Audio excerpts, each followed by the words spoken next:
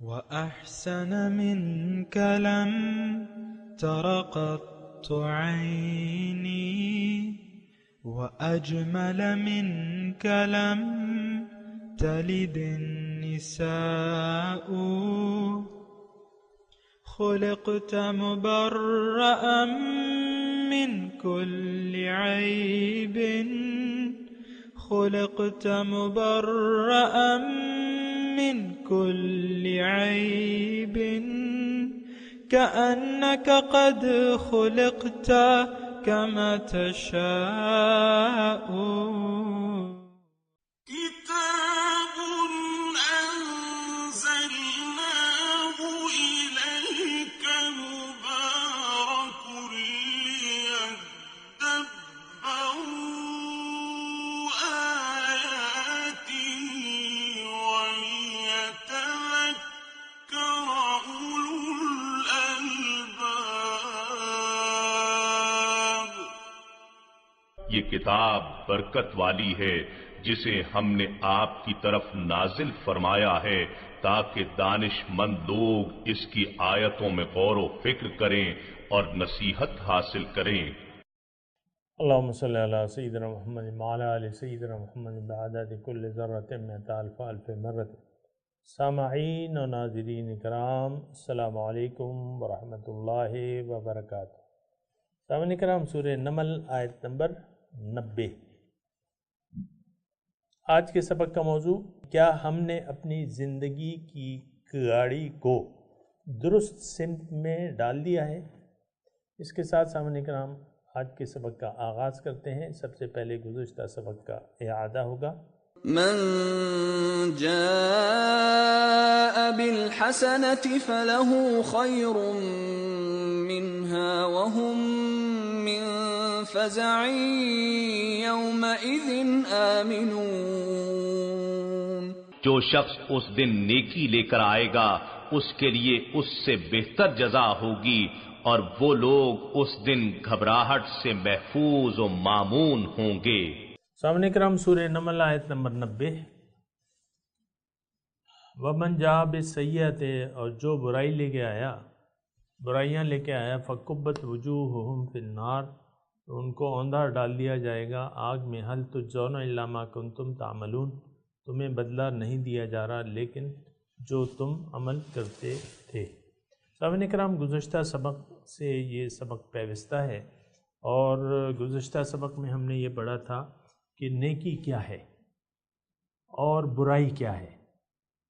تو آپ کو میں نے عرض کیا تھا کہ نیکی یہ ہے کہ آپ اپنا رخ جو ہے زندگی کا اللہ تعالیٰ کی طرف پھیر لیں اور کہہ دیں کہ ان صلاتی و نسکی و محیایا و مماتی للہ رب العالمین، اور یہ بھی کہیں کہ انی وجہت وجہیہ للذی فطر السماوات والارض حنیفا وما انا من المشرکین، میں یکسو ہوں اور میں مشرکوں میں سے نہیں ہوں۔ بہرحال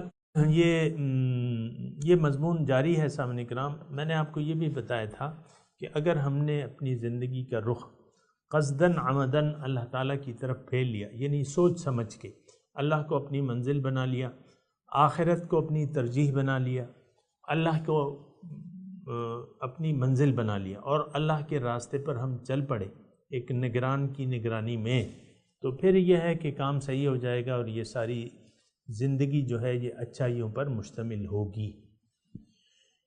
اس دوران اگر آپ سے کوئی غلطی ہوتی ہے، کوئی کوتاہی ہو جاتی ہے، اللہ تعالیٰ سے معافی مانگ لیں، اللہ تعالیٰ معاف کرنے والا ہے۔ لیکن اگر آپ نے اپنی زندگی کا رخ اللہ کی طرف نہ کیا، اللہ کی نیت نہ کی، کلمہ توحید جان بوجھ کر نہ پڑھا، یہ جو ہم پڑھ رہے ہیں نا، یہ تو وراثت میں ہمیں ملا ہے، ہم اس کے معنی کو نہیں جانتے، اس کی حقیقت کو بھی نہیں جانتے۔ دیکھیں، آج بات یہ ہے کہ ہمیں نہ اسلام کی حقیقت معلوم ہے، نہ ہمیں قرآن کی دعوت کے بارے میں کوئی علم ہے، نہ کوئی رسول کی دعوت کے بارے میں علم ہے۔ ہمارا علم تو گم ہے۔ آخرت کے بارے میں اللہ تعالیٰ نے ابھی ہم فرمایا بل ادارک علمہم فی الآخرہ، آخرت کے بارے میں ان کا علم جو ہے وہ گم ہے، اور یہ اس کے بارے میں شک میں ہیں اور اس سے یعنی عمون اندھے ہیں اس سے آخرت سے. یہ ہمارے بارے میں ہے یہ آیت سامنے کرام. تو بہرحال بدی جو ہے، بدی لے کے جو آیا قیامت کے دن تو اوندے منہ آگ میں ڈال دیا جائے گا. آج کا سبق یہ ہے فَكُبَّتْ وُجُوهُهُمْ، ان کو اوندے منہ. اب اوندے منہ کیوں ڈالا جائے گا، اس کا کیا مراد ہے سامعین کرام، وہ میں تھوڑا سا بتا دوں. دیکھیں میں نے گزشتہ سبق میں بھی یہ بات بتائی تھی آپ کو کہ انسان یا تو اپنا رخ پھیر لے یعنی اللہ کی طرف، اور اگر یہ اپنے آپ کو یعنی سوچتا نہیں ہے، سمجھتا نہیں ہے، تو اس کا رخ تو ہے ہی ظاہر کی طرف. ظاہر اس پر غالب ہے، ہم پہ ظاہر غالب ہے. ہم جو سوچ رہے ہیں وہ تو دماغ سے سوچ رہے ہیں، اور دماغ کی رسائی تو باطن تک ہے نہیں. تبھی تو قرآن آئی ہے اور رسول آئے ہیں جو ہمیں غیب کے بارے میں بتاتے ہیں. یؤمنون بالغیب، ایمان والوں کی پہلی نشانی یہ ہے کہ ان کا غیب پر ایمان ہے، باطن پہ یقین رکھتے ہیں. وہ عام حالات میں جو ہم رہ رہے ہیں سامنے کا، ہمارا غیب پر ایمان نہیں ہے، غیب پر ایمان نہیں ہے، اور پھر یہ ہم اپنی زندگیاں جو ہیں وہ گزار رہے ہیں. تو بات یہ ہے کہ یہ اگر اب میں اختصار کے ساتھ خلاصے کے طور پہ آپ کو بتا رہا ہوں کہ آخر کیوں ہمارا ان جو برائیاں لے کے آئے گا اس کو اوندے میں کیوں ڈالا جائے گا. دیکھیں وہ کل بھی گزشتہ سبق میں نے آپ کو کہا تھا کہ ہمارا دو ہی درجے ہیں ہمارے لیے، یا تو علیین ہے یا سجین ہے. قدرتی طور پہ ہمارا رخ جو ہے سجین کی طرف ہے، لیکن ایک خبردار کرنے والا جب آتا ہے، مذکر نصیحت کرنے والا، خبردار کرنے والا، منذر ڈرانے والا کہ بھئی رک جاؤ، مت اپنا رخ پھیر لو، اللہ کی طرف پھیر لو، میں تمہیں دعوت دیتا ہوں اللہ کی طرف، داعین اللہ، اللہ کی طرف اپنا رخ پھیر لو، باز آ جاؤ دنیا کو مقصود و مطلوب بنانے سے باز آ جاؤ. تو جن لوگوں نے اپنا رخ پھیر لیا اللہ کی طرف تو وہ تو یعنی وہ تو کامیاب ہو جائیں گے، لیکن جنہوں نے اپنا رخ پھیرا نہیں تو نیچرلی جو ان کا رخ ظاہر کی طرف ہے. اور سامعین کرام بڑے افسوس سے کہنا پڑتا ہے کہ ہم مسلمانوں جو بظاہر مسلمان ہیں ان کی اکثریت کا رخ جو ہے وہ ظاہر کی طرف ہے، اور ظاہر تو دنیا ہے، اور دنیا سے اللہ کی یاد کو نکال دیا جائے نا تو یہ ملعون بن جاتی ہے سامعین کرام، لعنتی، اللہ کی رحمت سے دور. یہ ایک بات نوٹ کر لیں، اصل میں ہم اتنا سوچتے بھی نہیں ہیں، نہ ہمیں اتنا زیادہ سمجھایا جاتا ہے، نہ ہم سننے کے لیے تیار ہیں. یہ بات بھی ہے نا، نہ ہم سننے کے لیے، حق سننے کے لیے نہ تو تیار ہیں، نہ اس پر عمل کرنے کے لیے تیار ہیں. بہرحال من جاء بالسیئۃ، جو برائی لے کے آئے گا، فَكُبَّتْ وُجُوهُهُمْ فِي النَّارِ. تو میں آپ کو یہ کہہ رہا تھا کہ ہمارا جو رخ ہے قدرتی طور پہ ظاہر کی طرف ہے. یہ میں نے اچھی طرح وضاحت کر رہا ہوں، گزشتہ سبق میں بھی آپ کو بتایا تھا، آج پھر کہہ رہا ہوں کہ قدرتی طور پہ ہمارا رخ جو ہے ظاہر کی طرف ہے. ظاہری کو ہم نے کامیابی کا اپنا دار و مدار، زندگی کی کامیابی کا دار و مدار ظاہر کی کامیابی کو قرار دے دیا. ظاہر ہی کی زندگی کے نفع پہ ہم خوش ہوتے ہیں، نقصان پہ ہم خفا ہوتے ہیں. آپ دیکھیں نا، ایک شادی ہے، ایک سنت طریقہ ہے، نکاح ہے، لیکن یہ شادی حال جو بن گئے، میں اس کے خلاف نہیں ہوں، لیکن آپ دیکھیں کتنی آپ خوشی مناتے ہیں. اس میں آخر وجہ کیا ہے؟ آپ نے زندگی کے ظاہری کو اصل سمجھ لیا ہے، اور یہ ظاہری خوشیاں اور ظاہری غم جو ہے، پھر جب کوئی میت ہو جاتی ہے، بعض گھرانوں میں سال سال تک شادیاں نہیں ہوتی کہ بھئی ابھی تو میرے باپ کو تو 1 سال نہیں ہوا ہے. یہ کون سی رسم ہے اور کون سا رواج ہے کہ ماں مر جائے یا باپ مر جائے؟ اس میں کون سی رسم ہے کہ سال تک تم شادی کو اٹکا دو یا اس کو وہ کرو، ڈیلے کرو؟ اس میں کون سی رسم ہے؟ یہ میں صرف یہ کہہ رہا ہوں کہ ظاہری غمی اور خوشی کو ہم نے اپنی اصل حقیقی خوشیاں اور غم کا وہ ایک آلہ بنا دیا ہے. اور ظاہری ہی کی زندگی تک ہماری سوچ محدود ہے. بیٹا مر گیا جوانی میں منہ لٹک جائے گا آپ کا، بیٹی مر جائے آپ کا منہ لٹک جائے گا، باپ مر جائے، ماں مر جائے، ٹھیک ہے، وہ ہے موت تو اپنے وقت پہ آئے گی، اس میں کیا مطلب وہ ہے، اتنے غم کی کیا ضرورت ہے. میں یہی کہہ رہا ہوں نا، آپ اپنی تھوڑی سی دیر کے لیے آئیں، اس میں کوئی آئے گا کوئی جائے گا، آپ اپنا رخ رب کی طرف سیدھا کر لیں اور رب کے راستے پر گامزن رہیں، اس پہ جد و جہد کریں. تو یہ اصل میں بات یہ ہے کہ یہ اصل میں یہ من جاء بالسیئہ، یہ اس میں ہم اس کیٹیگری میں ہم سب لوگ گرفتار ہیں، یعنی ہم اس کیٹیگری میں شامل ہیں جن کو اوندھے منہ دوزخ میں ڈالا جائے گا. کیونکہ ہماری عام آپ دیکھ رہے ہیں ہم تو ایک فضول زندگی گزار رہے ہیں، بے مقصد زندگی ہے، دنیا ہی ہماری امیدوں کا مرکز ہے. دنیا اچھی ہو جائے، دنیا اچھی ہو جائے. آپ من حیث القوم ہمارے لیڈران ہمیں کہ بھائی یہ ایشین ٹائیگر بننے والا ہے پاکستان. زیادہ مطلب وہ اس پہ تبصرہ نہیں کروں گا کیونکہ وہ ایسی پھر زبانی وہ بن جائے گی نا.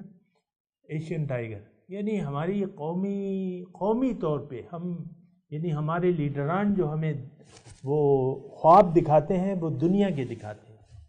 ایشین ٹائیگر تم بن جاؤ.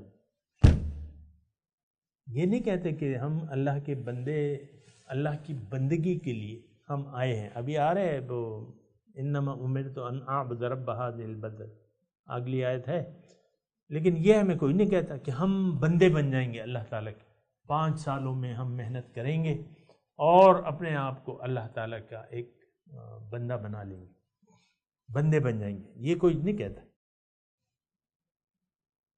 تو یہ بہرحال ایک ایسی صورتحال ہے، بہت خطرناک صورتحال ہے. اور میں یہ واضح طور پہ آپ کو کہہ رہا ہوں، من جاء بالسیئۃ، یہ ہم ہیں جن کو اوندھے منہ دوزخ کی آگ میں ڈالا جائے گا.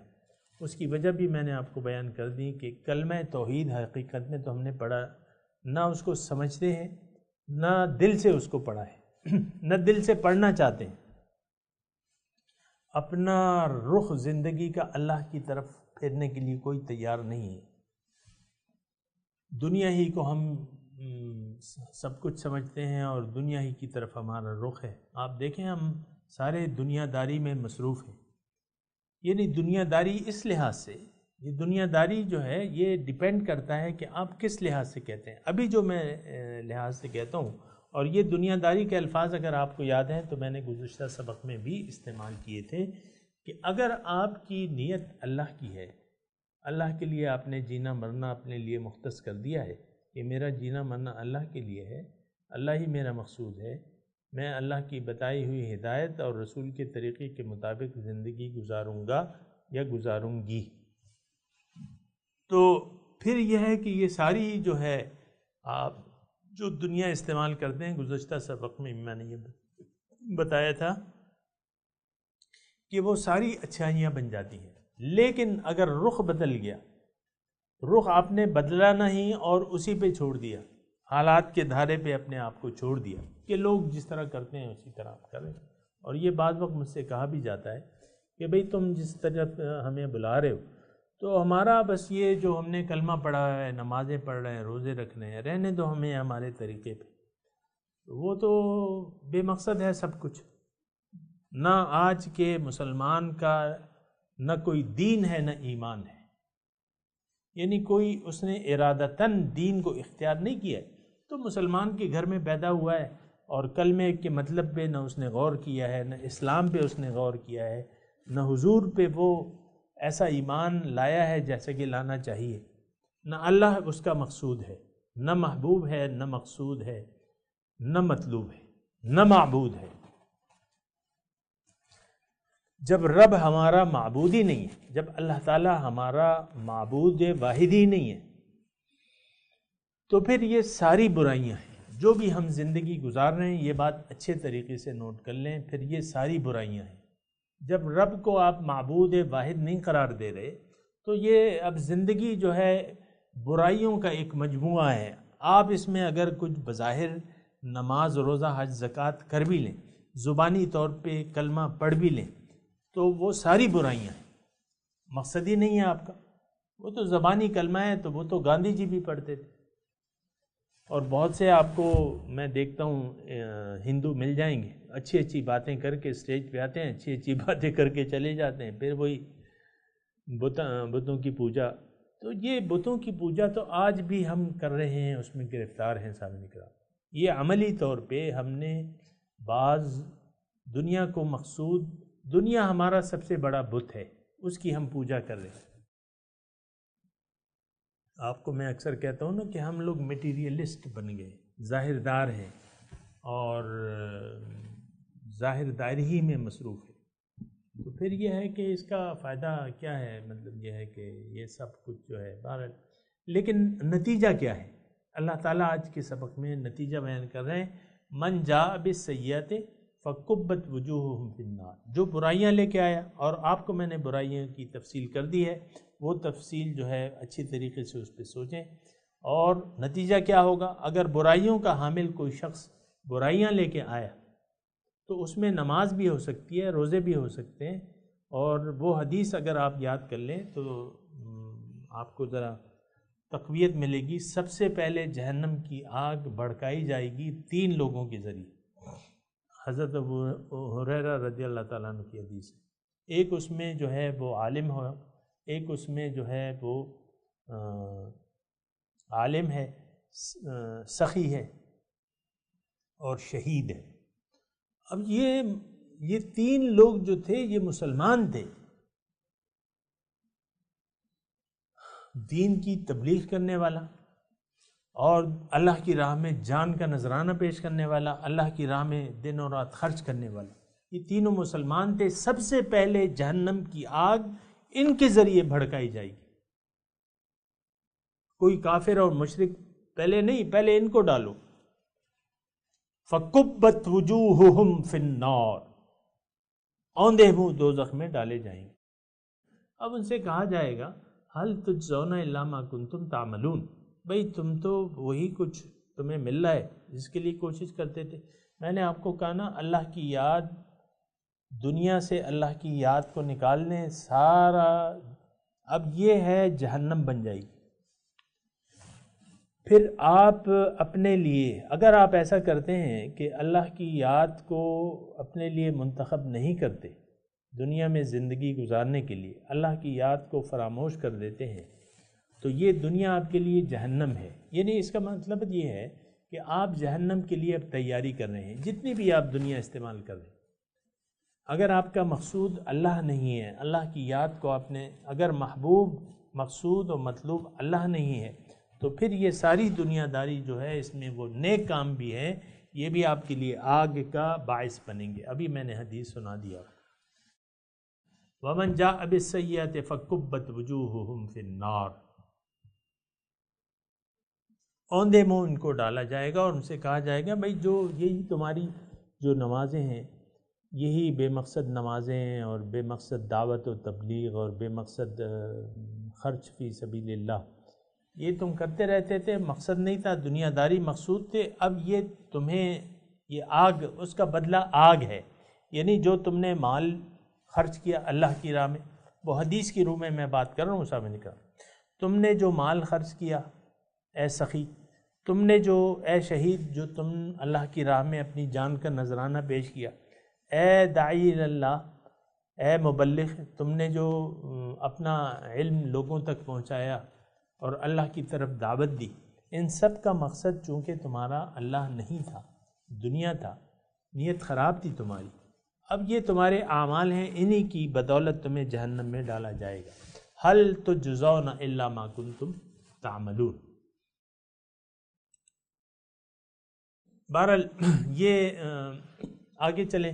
انما امرت ان اعبد رب هذه البلدة التي حرمها وله كل شيء، لفظی ترجمہ، انما امرت، مجھے تو حکم یہ دیا گیا ہے، ان اعبد رب هذه البلدة التي حرمها، کہ میں اس شہر، بلدہ کہتے ہیں شہر کو، حاضر، کہ میں بندگی کروں اس رب کے، اس شہر کے رب کی، جس نے اس شہر کو عزت بخشی ہے، اور اس کے لیے تو ہر ایک چیز ہے۔ وہ عمر تو مجھے حکم یہ دیا گیا ہے کہ ان اکون من المسلمین، کہ میں مسلمانوں میں سے بن جاؤں۔ تو سامنے کرام انما امرت، مجھے تو حکم یہ دیا گیا ہے کہ میں اس شہر کے رب کی بندگی اختیار کروں، ان اعبد رب هذه البلدہ، اور وہ رب جس نے اس شہر کو محترم بنایا ہے، حرمہا، محترم بنایا ہے، وَلَهُ كُلُّ شَيْءٍ۔ اس کا مطلب کیا ہے سامنے کرام؟ اس کا مطلب یہ ہے کہ دیکھیں مکہ ایک شہر امن ہے سامنے کرام۔ بعض لوگوں نے جو اس کی حرمت کو نقصان پہنچایا وہ تو ایک الگ بات ہے، لیکن اس سے ہٹ کے یہ ایک امن کا مرکز رہا ہے۔ حرمین شریفین ہم کہتے ہیں نا، مکہ مدینہ جو ہے وہ احترام کے قابل جگہیں ہیں، اور یہ احترام کے قابل مکہ جو ہے، دیکھیں یہاں چونکہ رب بحاظ، اس شہر کے رب جس نے اس کو محترم بنایا، اب یہ احترام جو ہے یہ ساری قوموں میں ہے سامنے کا۔ مکے کا احترام آپ دیکھیں کہ جو مشرکین تھے اس وقت کے، ان کو بھی اس کے مجاور یا خدمتگاروں کی حیثیت سے عزت ملتی تھی۔ ان کے فَلْيَعْبُدُوا رَبَّ هَذَا الْبَيْتِ الَّذِي أَطْعَمَهُم مِّن جُوعٍ وَآمَنَهُم مِّن خَوْفٍ رحلۃ الشتاء والصیف۔ وہ ہے نا کہ لإیلاف قریش ایلافہم رحلۃ الشتاء والصیف فلیعبدوا رب هذا البیت، اس گھر کے رب کی بندگی کرنی چاہیے۔ تو بات یہ ہے سامعین کرام، تھوڑے سے یعنی وسیع تناظر میں بات یہ ہو رہی ہے کہ جو حقیقی ذات ہے، جس کا یہ گھر ہے، جس کا یعنی جو مکہ ہے، یہ شہر جو ہے، شہر مکہ کیوں معزز اور محترم ہے؟ اس لیے کہ اس میں اللہ تعالیٰ کا گھر ہے، اور اللہ تعالیٰ کے گھر کی تو سامعین اکرام نزول قرآن یعنی شان نزول کے مطابق مشرکین جو تھے اس گھر کے مجاور تھے، کوئی کھانا کھلاتا، کوئی پانی پلاتا، کوئی یہ ساری خدمت حاجیوں کی انجام دیتے تھے۔ تو یہ گھر جو ہے رب هذا البیت، یہ اللہ تعالیٰ کا گھر ہے، محترم ہے، یعنی یہ ایک اٹل حقیقت تھی کہ یہ بیت اللہ شریف، اور ابھی نبوت سے یعنی حضور صلی اللہ علیہ وسلم جب پیدا ہوئے، نبوت سے 40 سال پہلے، ظاہر ہے ان کی پیدائش کا جو سال تھا، وہاں ابرہہ آیا۔ تو وہاں ابرہہ جس ارادے سے آیا، جو لاؤ لشکر لے کے آیا، لیکن یہ ہے کہ پھر کیا ہوا؟ علم تر کیف ربک، علم تر کیف فعل ربک اصحاب الفیل، علم یجعل کیدہم فی تضلیل وارسل علیہم طیرا ابابیل ترمیہم بحجارۃ من سجیل فجعلہم کعصف مأکول۔ بنیادی طور پہ سامعین کرام یہ جو آیت ہم پڑھ رہے ہیں، انما امرت ان اعبد رب هذه البلدۃ، یعنی یہ ایک واضح نشانی ہے سامعین کرام اللہ تعالیٰ کی اس ذات کی جس کا یہ گھر ہے، وَلَهُ كُلُّ شَيْءٍ، اور ہر چیز کا مالک ہے، تو اس کی بندگی۔ اب دیکھیں نا، ظلم انہوں نے کیا کیا تھا کہ خانہ کعبہ میں 360 بت رکھ دیے تھے، پھر اور بڑے بڑے بت تھے ان کی پوجا کرتے تھے۔ بہرحال اللہ اب یہ ہے نا کہ ان سے نفع اور نقصان، ان کے نفع کے طالب تھے اور ان کے نقصان سے، ان کے شر سے ڈرتے تھے، بتوں کی شر سے۔ آج صورتحال کوئی مختلف نہیں ہے سامنے کرام، غیر اللہ سے ہم فائدے کی امیدیں لگا رکھی ہیں، غیر اللہ سے نقصان کے نقصان سے ہم ڈرتے ہیں، اس کے شر سے ہم ڈرتے ہیں کہ نہیں ڈرتے؟ ہمارے بھی بت ہیں، یہ نہ سوچا کریں کہ وہ مشرکین مکہ کوئی یونیک مخلوق تھے، نہیں، وہ ہماری طرح کے تھے، اور جس طرح ہم شرک خفی میں مبتلا ہیں وہ شرک جلی میں مبتلا تھے۔ فرق تو صرف شرک خفی اور جلی کا ہے سامنے کرا. ان کا بھی مقصود و مطلوب و محبوب دنیا تھی، ہمارا مقصود و مطلوب و محبوب بھی دنیا ہے. وہ بھی من چاہی، انہوں نے بھی اپنے مرضی کا دین بنا لیا تھا، ہم نے بھی دین اپنی مرضی کا بنایا ہے. ہم کوئی اسلام کے مطابق تو زندگی نہیں گزارتے. یہ عورتوں کے کپڑوں کو دیکھیں آپ، عورتوں کے کپڑے، یعنی عورتوں کے کپڑے یہ ہے کہ آپ نے پردے کی تمام شرائط پوری کرنی ہے. سر کو ڈھانکنا ہے، ٹھیک ہے، سینے کو ڈھانکنا ہے. آپ نے دوپٹہ کو مختصر کر دیا. سر کو ڈھانکنا کیا ہے، وہ آدھا سر کھلا ہوتا ہے، آدھا سر جو ہے آپ کا ننگا ہوتا ہے. سینہ جو ہے آپ کا جو ہے وہ آپ ایسے لے لیتی ہیں کہ وہ آپ کی ساری بے پردگی ہوتی ہے. پھر آپ نے کپڑے اتنے ٹائٹ بنوا لیے. کھلے ڈولے کپڑے تو عام طور پہ میں نہیں دیکھتا، البتہ یہ کہ اگر فیشن میں آ جائے، کھلے کپڑے اگر فیشن میں آ جائیں اس کو تو ہم لے لیں گے، لیکن خواتین اپنے لیے کھلے ڈولے کپڑے نہیں بنواتی. پھر تو جو برہنگی ہے اور بے شرمی ہے کہ یہ ہاف سلیو ہیں اور یہ سلیو لیس قمیض ہے، یہ آپ کے سوروں پہ رکھی ہوئی نہیں ہے. یہ خواتین آپ اپنے میڈیا میں دیکھ لیں، وہاں تو خواتین کو باتھ ٹب میں ننگا بٹھا دیا جاتا ہے اور وہ اپنے ہاتھ پہ وہ لگاتی رہتی ہیں صابن وغیرہ. یہ انتہا ایک دیکھ لیں کہ آپ خواتین کو ننگا کر کے وہ ٹب میں بٹھا دیتے ہیں، ننگی تصویر آپ دکھاتے ہیں ان کی. یہ ایک بے حیائی کی انتہا ہے. بہرحال میں یہ کہہ رہا ہوں کہ دیکھیں کوئی فرق نہیں ہے. وہ مشرکین مکہ میں اور ہمارے انہوں نے بھی اپنے لیے ایک دین بنا لیا تھا، اسلامی اصولوں کے وہ پابند نہیں ہونا چاہتے. ہم بھی اسلام کے اصولوں کے پابند نہیں ہونا چاہتے من حیث القول. آپ اجتماعی رویہ دیکھ لیں، اللہ کی بندگی کی نہ کوئی تحریک ہے نہ کوئی دعوت ہے، خالص اللہ کی بندگی کی. باقی تو کوئی جو بھی ہے آپ کے سامنے ہے، میں یہ نہیں کہہ رہا. تو لیکن یہ ہے کہ وہ کچھ فرق نہیں ہے ہمارا اور مشرکین مکہ کا سامنے کرام. اللہ کی بندگی جو ہے وہ بھی نہیں کرنا چاہتے تھے، ہم بھی نہیں کرنا چاہتے.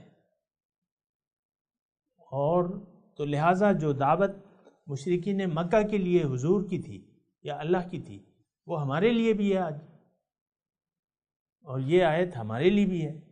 مجھے تو حکم ہے کہ میں اس شہر کے رب کی بندگی کروں. تو بہرحال یہ جو یہ نقطہ میں بیان کر رہا تھا سامعین کرام کہ کیوں یہاں ایسا کہا گیا ہے. یہ نہیں، بعض جگہ تو صرف اللہ کا نام لیا گیا، انما الہکم الہ واحد فاستقیموا الیہ واستغفروا. لیکن یہاں جو ہے خاص طور پہ سامعین کرام انما امرت ان اعبد رب هذه البلدۃ الذی حرمها، یہ مجھے تو حکم یہ ہے کہ اس شہر کے رب کی جس نے اس کو محترم بنایا ہے اور اس کے لیے ہر چیز ہے، اس کی میں بندگی کروں. تو میں آپ کو شان نزول کے حساب سے بتا رہا تھا سامعین کرام. وقت ذرا اختتام پذیر ہے، لیکن یہ ہے کہ چلیں ایک دو باتیں سن لیں، یا وہ وقت بھی نہیں ہے. چلیں پھر انشاءاللہ ابھی میں تلاوت کرتا ہوں، میرے ساتھ دہرائیے. اعوذ باللہ من الشیطان الرجیم، بسم اللہ الرحمن الرحیم. ومن جاء بالسیئۃ فکبت وجوہہم فی النار هل تجزون الا ما کنتم تعملون. ترجمہ: من جاء بالسیئہ،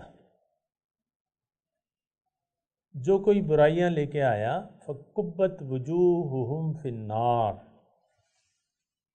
ان کو آگ میں اوندے منہ ڈال دیا جائے گا. هل تجزون الا ما کنتم تعملون، اور تمہیں بدلہ نہیں دیا جا رہا لیکن وہی اعمال جو تم کرتے تھے. سامعین کرام اب ان آیت کی تلاوت اور ترجمہ. وَمَن جَاءَ بِالسَّيِّئَةِ فَكُبَّتْ وُجُوهُهُمْ فِي النَّارِ هَلْ تُجْزَوْنَ إِلَّا مَا كُنتُمْ كنتم تعملون. But whoever brings evil, their faces will be tumbled into the fire. Will you be rewarded except for what you used to do? سامعین کرام، اس کے ساتھ ہی آج کے درس کا وقت اختتام کو پہنچا۔ اگلے درس میں انشاءاللہ ملاقات ہوگی۔ وآخر دعوانا ان الحمدللہ رب العالمین، والسلام علیکم ورحمۃ اللہ وبرکاتہ۔